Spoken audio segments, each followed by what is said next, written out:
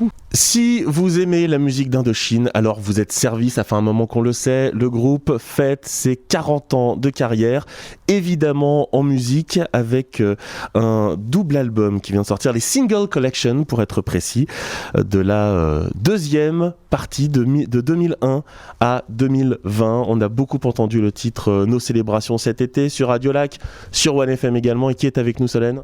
Eh bien, nous avons la chance d'avoir Nicolas Serkis. Bonjour. Bonjour tout le monde. Merci beaucoup, merci infiniment d'être avec nous pour parler de ces Singles Collection qui ont été remixés. Et alors, je dois dire, le but c'était, je pense, d'homogénéiser un peu tout. Et quel mix de fou. En fait, c'est une sorte de restauration. On n'a pas touché à la structure, aux instruments, au son. Comme là, c'est une période quand même qui est longue de 40 ans. Le premier album donc, qui sort là, c'est 2001-2021. Et le deuxième qui va sortir en novembre, c'est 1980-2020. 2001, pardon. On voulait pas que... On a enregistré, c'est plus les mêmes enregistreurs, c'est plus les mêmes studios, tout a évolué. Donc on voulait pas que certains titres assez vieux pâtissent du manque de dynamisme. Donc on a demandé à Mike Gudziski, qui est un très très bon ingénieur du son, de tout mettre à égalité, d'homogénéiser ça au niveau du son pour que tout soit dans la même dynamique. Et c'est ce qu'il est arrivé à faire, et tant mieux. Ça veut pas dire que on a touché vraiment aux structures, mais c'est d'avoir le son d'aujourd'hui. Aujourd'hui, on écoute globalement que sur un téléphone et avec d'une dynamique forte. Et ça fait quoi de confier ces titres qu'on a créés à quelqu'un d'autre et de dire « Ok, merci de le mettre à jour », tout en gardant ce qui fait Indochine ? On choisit déjà l'ingénieur du son avec qui on veut travailler. Comme lui, on avait déjà travaillé avec lui sur l'album 13, on était conscient qu'il était parfait pour ce genre de travail. On lui a expliqué le cahier des charges, il l'a compris, puis c'est pas si compliqué que ça. Ce qu'il faut, c'est avoir le talent, le truc pour pouvoir le faire. Et moi, j'aime bien travailler avec lui. Je suis pas obligé de passer mon temps là-bas, donc il m'envoie tous les titres qu'il fait par jour par internet, je les écoute, et puis généralement on a 2 ou 3 versions par mix, et puis la troisième est toujours la bonne. Ouais. Une petite question, alors ça peut paraître bête, mais comment on remixe finalement un morceau qui est déjà existant, qui est déjà tout fait ? Alors c'est pas un remix comme on dit aujourd'hui, remix club, machin, etc. C'est, on a les bandes originales, les 24-48 pistes, et il a plein de machines qui sont... c'est ce que vous appelez, vous avez par exemple, vous avez une sorte de compression à la radio qui fait que votre voix va être plus comme ça. C'est la même chose, c'est-à-dire qu'on compresse, on a tout un système de digitalisation des instruments qui font que on nettoie aussi les bandes de 1981. Il y a beaucoup de poussière, de souffle, donc on nettoie tout ça, c'est un petit peu ça. Mais on veut pas toucher du tout, c'est le mix original, mais restauré. Pour les fans, moi je conseille d'écouter Alice et June, la version album que l'on connaissait, et la version sur ces Singles Collection, qui est beaucoup plus, c'est le terme technique, fatou. Fatou. Je lui trouve une niaque à ce titre assez dingue. Ça sort en CD, en 3 CD de luxe, en vinyle et en double cassette. Ouais. Vous avez ressorti la musique cassette, comme on disait. On l'a fait sur l'album précédent, il y a de la demande sur la cassette. Il y a encore des voitures où on lit des cassettes auto-reverse. C'est pas la majorité, mais je trouve que sur tous les supports, c'est intéressant. Ouais. Une question sur les choix qui sont faits sur les musiques qu'on choisit de mettre dans un double album. C'est toujours un moment un peu compliqué parce qu'on se dit pourquoi telle chanson plutôt que telle chanson, c'est le cœur qui parle. Est-ce qu'on peut aussi avoir peur de décevoir aussi, de ne pas choisir justement d'autres chansons ? Alors oui, là... En l'occurrence, c'est tous les singles. Donc, il n'y a pas un single qu'on a ignoré, ou c'est vraiment depuis 1981 les 56 singles qui ont accompagné nos 40 ans. Après, effectivement, nous, on est plutôt sur des albums. Quand on fait un album, c'est toujours un choix horrible d'en sortir un extrait, puis un deuxième, puis un troisième, et de limiter l'écoute générale de cet album à 3 chansons. Donc c'est toujours un drame, ça. J'aime pas du tout. Et généralement, les maisons de disques se plantent aussi. J'ai demandé à la Lune était la phase B, par exemple. Comme donc, ça marchera jamais. Voilà, ça marchera jamais. Comme l'aventurier, c'était une phase B aussi. Donc, mais c'est pénible ça. Sortir un single d'un album, bon. Après voilà, sur 40 ans, je pense que c'était justifié d'avoir une collection des singles qui vont peut-être amener certaines personnes à ah oui, donc Indochine en 20 ans ça a été ça. Et aller rechercher après les albums qu'ils veulent ou. Il y a quand même quelque chose d'assez unique, c'est le son Indochine. C'est-à-dire qu'il y a 40 ans, on entendait du Indochine, on savait ce que c'était. Aujourd'hui, on entend du Indochine, on sait ce que c'est, mais c'est plus le même son. Enfin, heureusement d'ailleurs. Oui, ça a évolué, heureusement. La voix s'est améliorée, on joue mieux, on écrit mieux, on compose mieux, j'espère. En 40 ans qu'on a fait un peu de progrès. Mais est-ce que vous arrivez à expliquer qu'on arrive toujours à identifier en 40 ans, le son Indochine? On entend nos célébrations, les premières notes, on dit, ah, ça je connais ça. C'est ça c'est plutôt la grâce, hein. Le nombre de groupes ou d'artistes qui cherchent leur son, c'est le premier truc qu'on nous a dit quand on a commencé à faire des albums en studio, en disant mais vous avez déjà le son quoi.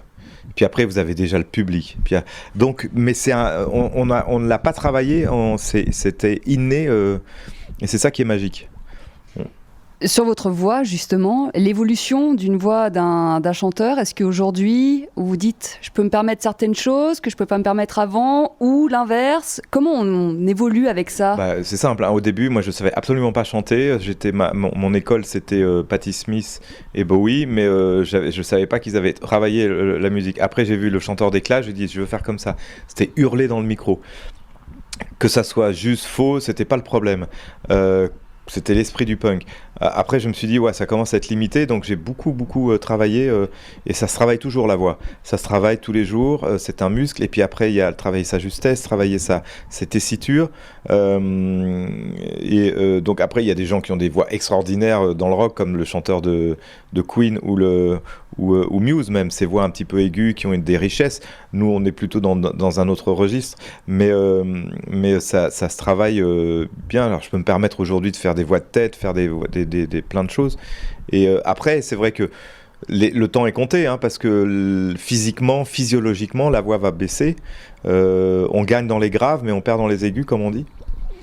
Pour l'instant, j'espère que ça va tenir au moins jusqu'à encore une dizaine d'années. Parce qu'il y a beaucoup de chansons en piano-voix, justement. Vous avez plaisir à faire cet exercice-là? Ouais, c'est une autre façon d'écouter Indochine, c'est une autre façon d'apprécier. Il y a même des chansons sans voix, il y a des petits pianos sans voix, mais des versions avec voix en piano, je trouve ça super joli. C'est une autre façon de rentrer dans la mélodie et de rentrer dans la chanson. Vous avez dit c'est une autre manière d'écouter Indochine, ça veut dire que vous n'avez pas dit c'est une autre manière de m'écouter, c'est-à-dire que même pour vous Indochine, c'est Indochine, moi c'est pas... C'est une entité. C'est pour ça que j'ai choisi de continuer dans ce groupe. Déjà, moi, ça me permet d'être un petit peu dans l'anonymat, même si... ouais, c'est raté, hein, je veux pas... Désolé, oui. Hein, mais... Même si je suis au front, mais oui, c'est Indochine avant tout, ouais. Je suis le gardien de l'âme de ce groupe. Et donc... oui, c'est une autre façon d'aborder Indochine. C'est pas si je disais... Mon nom, ça serait un peu... C'est Indochine, là. C'est pas Nicolas Sirkis. Ouais. Vous avez fait un album solo. Perso. Je l'ai appelé Perso. C'est-à-dire qu'à un moment donné, Dominique ne voulait pas faire de tournée. C'était après le baiser. Et moi, ça m'emmerdait de rester comme ça à rien foutre. Donc, j'ai enregistré plein de chansons d'artistes que j'ai aimé. C'était un petit peu mon panthéon personnel. Ouais. Et ça vous retente pas de ce genre d'expérience aujourd'hui? Peut-être, mais sur une autre formule. Mais là, pour l'instant, Indochine occupe 300% de mon temps, donc j'ai pas trop le temps de faire autre chose. Ouais. Justement, vous le dites 300% de mon temps. Est-ce que c'est facile de regarder dans le rétroviseur quand on est autant à créer des nouvelles choses, à penser des nouvelles manières de faire des lives, des albums, des titres, et là de se dire, attendez, 40 ans, on va revenir au début? Ouais, enfin, ça c'était compliqué de revoir certains éléments de ma vie comme ça. Oui, ça c'est sûr. Parce que moi, je suis pas du tout nostalgique de mon passé, ni nostalgique des années 80 ou 90. Ce que je vis aujourd'hui est beaucoup plus intéressant et beaucoup plus fort que ce que je n'ai pu vivre toutes ces dernières années. Mais c'était bien aussi de sortir du schéma album tourné et de dire, tiens, c'est vrai, là, aujourd'hui, on a 40 ans, ça vaut le coup de faire une sorte de grosse célébration et de montrer un petit peu tout ce qu'on a fait d'une autre façon c'est un autre dessin aussi dans notre carrière. Parce que l'histoire, elle est quand même folle. C'est-à-dire qu'en septembre 80, c'est la première fois que vous produisez sur scène, le Rose Bonbon. Vous signez avec la seule compagnie qui vous dit vous pouvez continuer à vous appeler Indochine. Moins de 2 ans après, l'Aventurier sort. Enfin, c'est fou. Les 20 premières années, ça a été ça. Ça a été l'inconscience de former un groupe, l'inconscience de signer une maison de disques et de sortir l'Aventurier très vite, le deuxième album très vite. Donc ça a été l'apogée aussi très vite. Après, ça a été la décadence très très vite aussi. Et la renaissance sur la deuxième période du groupe, 2001-2021.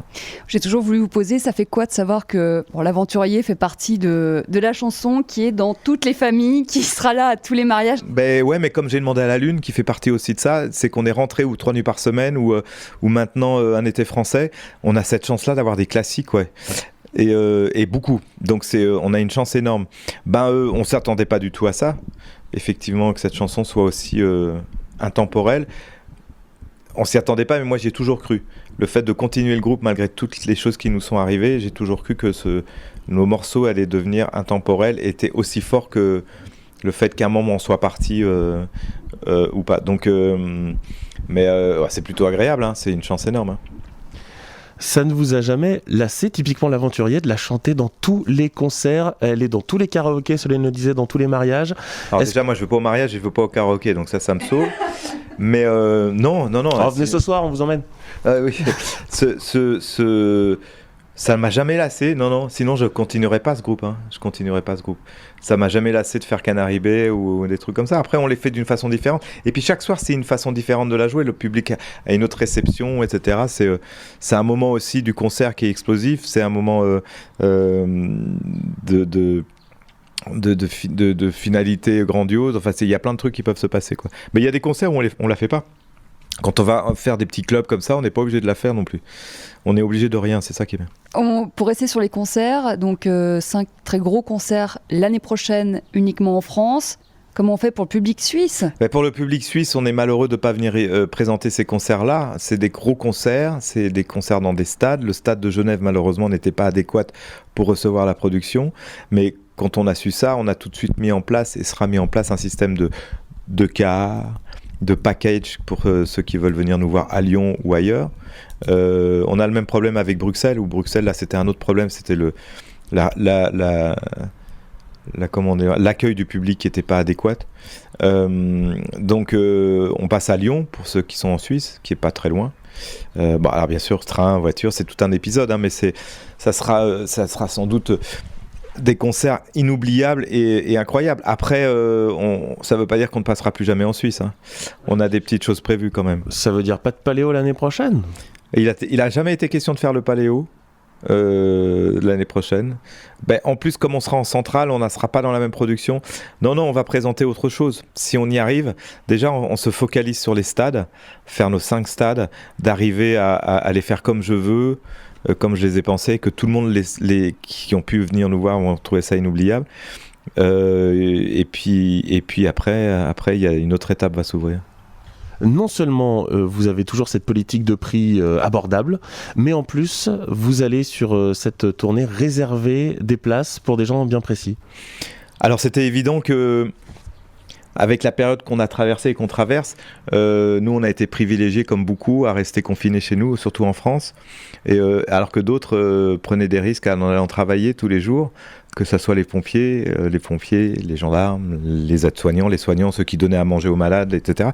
Et donc cette période-là, nous on n'a pas fait trop on a été très pudiques sur les réseaux sociaux, parce que je trouvais que je suis pas du tout show must go on, c'est-à-dire que quand il y a autant de morts par jour sur un truc qu'on n'arrive pas à contrôler, ça sert à rien. Enfin, moi, je me sentais pas d'aller chanter de ma salle de bain des chansons. Je trouvais ça un petit peu impudique. Et c'était une façon de dire aussi à tous ces gens-là que c'est grâce à eux que si on est toujours là et qu'on peut continuer à jouer. Donc, on a réservé un quota de place d'une centaine de... Quand on fait des stades, il y a beaucoup de gens qui sont... la ville invite des gens. Enfin, il y a des partenaires de tous les côtés... qui s'invitent, qui se glorifient. Donc là, il y a des loges et machin. Il n'y aura pas de truc VIP, machin. Il y aura vraiment... on va réserver 100 places à toutes ces personnes-là. Mais qui de l'éboueur aux chirurgiens. Hein. Pas de classe sociale confondue.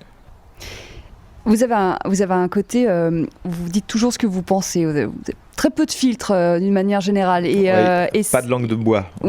Et c'est aussi ce qui est peut-être appréciable, en tout cas, peut-être que le public ressent. Mais vous avez un côté très très cash. Ça, vous l'avez jamais perdu. Hein. Ce qui est marrant, c'est on a surtout un côté discret et intègre. Là, il y a eu un sondage il y a quelques semaines en France, il y a 15 jours. Qui demandait quels étaient les artistes les plus populaires en France. Alors moi je regardais ce sondage, j'allais 40e, 50e, j'ai dit putain, mais on n'y est même pas. Mais en fait j'avais pas regardé, on était deuxième. Le premier c'est Goldman, le deuxième c'est nous, et le troisième c'est Cabrel. Donc c'est déjà 3 seniors. Même si on est plus jeune que les 2 autres là. Mais c'est les personnes les plus discrètes de la chanson française ou de la musique française. Et ça, je trouve, ça me va très bien. Voilà, à un moment donné, il faut ouvrir sa gueule quand on peut, et puis il ne faut pas trop l'ouvrir tout le temps, et puis surtout, voilà, être pudique un petit peu par rapport à ce qu'on fait. Nous, on n'a pas à se plaindre, on n'a pas à parler de soi dans ses chansons en disant que c'est compliqué la vie. Non, la vie, elle n'est pas compliquée, la vie des autres est compliquée. Donc voilà. Vous vous exprimez peu sur l'état du monde, enfin vous pouvez le faire dans les chansons, je pense à un été français par exemple. Qu'est-ce que vous pensez justement, quel œil vous portez sur tout ce qu'on vient de vivre là? C'est à la fois très anxiogène, c'est très symbolique aussi. Et ce qui est dingue, c'est que justement les démocraties devraient encore plus s'alarmer d'avoir mis au pouvoir des gens qui sont les plus grands menteurs du monde. Voilà, les 3 personnes qui ont le plus mal géré cette épidémie sont des personnes qui se sont fait élire, qui sont Boris Johnson, Bolsonaro et Donald Trump, qui ont tout de suite ce qui s'appelle le populisme, qui mentent mais 24 heures sur 24 et qui disent... et qui ont dit non mais les épidémies c'est rien, etc. C'est une grippette, Nicolas. C'est une grippette, on en sera sorti, etc. Et résultat des courses, près de 200 000 morts aux États-Unis, au Brésil, et Boris Johnson, lui, il a failli y passer parce qu'il dit moi je serre les mains, j'ai aucun souci. Donc cette irresponsabilité de ces hommes-là, elle est incroyable, et surtout comment les démocraties qui sont le mouvement le plus correct, normalement, arrive à faire élire des gens pareils. Donc ça veut dire qu'on est dans la période des mensonges, et c'est vraiment aux journalistes, vous, aux médias, de mettre en place tous ces... Enfin, quand Donald Trump dit il faut boire de l'eau de Javel, ça va vous soigner, à un moment donné, bon, alors ça c'est su parce que c'était tellement gros, mais il faut tout de suite montrer les conséquences. Et tout de suite en parler. Je ne comprends pas qu'il y ait encore des journalistes qui l'interrogent, ce mec. Enfin, c'est incroyable. Donc voilà, c'est cette gestion de la pandémie, cette gestion, elle a été... je pense que c'est un truc totalement nouveau. Elle a été plutôt en Europe... faut pas oublier ce qu'a dit Donald Trump. Hein. En janvier ou février, il a dit l'Europe, juste c'est pour un problème économique, l'Europe a très très mal géré cette crise. Nous, on a les meilleurs médecins et on va la gérer vraiment bien. Résultat des courses, en Europe, nous, on est plutôt à la cool, et aux États-Unis, ils sont plutôt dans le drame. Et 50 000 malades par jour aujourd'hui. Ouais. On n'a pas parlé du film. Oui. Alors effectivement, autre gros projet, effectivement. Quand est-ce qu'on va pouvoir le voir? Qu'est-ce qu'on va pouvoir y trouver aussi? Alors le film, si tout va bien, on essaiera de le sortir en septembre 2021, après les stades. Ce qu'on va y trouver, il y a eu tellement de documentaires ou de livres qui sont sortis sur nous sans qu'on soit consulté. On ne veut pas faire un film à notre gloire, mais on veut faire un film sur ce qu'on a vraiment ressenti, ce qu'on a vécu ou ce que j'ai vécu. C'est-à-dire avec des anecdotes et des faits. Donc moi, j'ai la réalisatrice, en fait, ça qui m'a intéressé, est une jeune journaliste qui a découvert le groupe en 2007 et qui est devenue fan. Et donc, ça veut dire qu'elle fait partie de cette 3e génération. Peut-être va-t-elle expliquer l'irrationalité de ce succès, c'est-à-dire comment, effectivement, ce groupe regroupe 3-4 générations de fans ou de gens qui les aiment. Et j'ai ouvert mes dossiers personnels, mes archives personnelles. Elle a travaillé 6 mois. Il y a plein de choses. Ce groupe a 40 ans, donc il y a plein de... Par exemple, on a le son du premier concert, on a des photos du premier concert, mais on n'a pas les images. Donc on va recréer en images de synthèse ce premier concert. On va faire plein de choses comme ça. Plus des documents totalement inédits, plus on a retrouvé tous mes carnets, des vieux costumes, des vieux trucs de scène et tout ça. Donc on va essayer de bâtir ça comme ça. Vous allez sortir comment? tout est en discussion actuellement. On ne sait pas encore si on va le sortir sur une grosse plateforme, si on va le sortir au cinéma et après en primo-diffusion. Enfin, c'est compliqué. Le monde des médias aujourd'hui, ils se sont pris une tarte avec le Covid et ils essaient de s'en sortir, on ne sait pas comment. Donc nous, on observe qui fait quoi. Nous, on le fait là et puis on va voir. 40 ans d'une vie, que ce soit la vie de quelqu'un, la vie d'un groupe, c'est fait de grands bonheurs, de grands malheurs. Est-ce qu'aujourd'hui Indochine serait Indochine sans toute cette galaxie ? Alors là, j'en sais rien. Moi, tout ce que je sais, c'est que j'ai fêté mes 60 ans l'année dernière et que je fête mes 40 ans l'année prochaine. Donc je suis plutôt à la bonne là, quelque part. Je pense que oui, on a une vie, c'est une vie. C'est l'histoire de vie, c'est l'histoire des vies, c'est l'histoire de plusieurs vies, c'est l'histoire de la vie de personnes. J'ai entendu le dire, les gens, après avoir vu ou le clip ou les 21 minutes qu'on a fait autour des 40 ans, mais c'est l'histoire de ma vie, ça, toutes ces chansons qui ont marqué les choses, etc. Donc c'est intéressant de faire partir de l'histoire de la vie de personnes. Oui, c'est ce que rappelait Solène tout à l'heure. J'ai encore une question, je me permets, c'est une question de ma maman, Fabienne. Oui, Fabienne. Il a trouvé la cure de jeunesse éternelle, est-ce qu'il accepte de me donner la recette ? Il n'y a pas de recette. Il n'y a pas de recette, il y a beaucoup de chance, il y a beaucoup de... Prendre soin de soi, c'est prendre soin de soi du public, c'est ce que je me dis à chaque fois. Donc effectivement, ouais, moi j'ai beaucoup de chance de ne pas aimer l'alcool, de ne pas aimer les drogues, de ne pas aimer et d'aimer le sport, donc voilà. C'est vrai qu'à 60 ans, ça va, mais bon, mais ça se dégrade tous les jours quand même, hein. Je le sens. Oh non, dites pas ça. Nous, on a besoin d'espoir, dites-nous. Oui, non, l'espoir... La voix doit tenir encore au moins 10 ans, c'est vous qui l'avez dit. Ouais, je sais. Non, mais bah, il faut faire... moi, je fais du sport tous les jours. Je bois pas, je fume pas. Après, je pense que la passion aussi conserve.